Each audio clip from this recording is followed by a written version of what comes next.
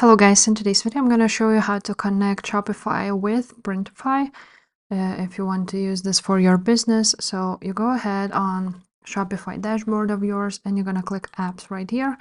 It will basically pop up right here on the search bar, and now you want to write down Printify, and as you can see there is this app, so you're going to click on that, and now you want to click install.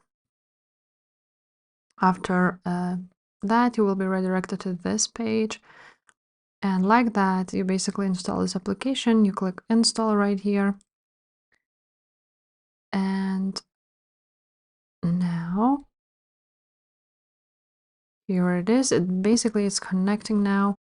If you already have Printify account, then you're gonna click on sign in, but I don't have it, so I'm just gonna create a new free account.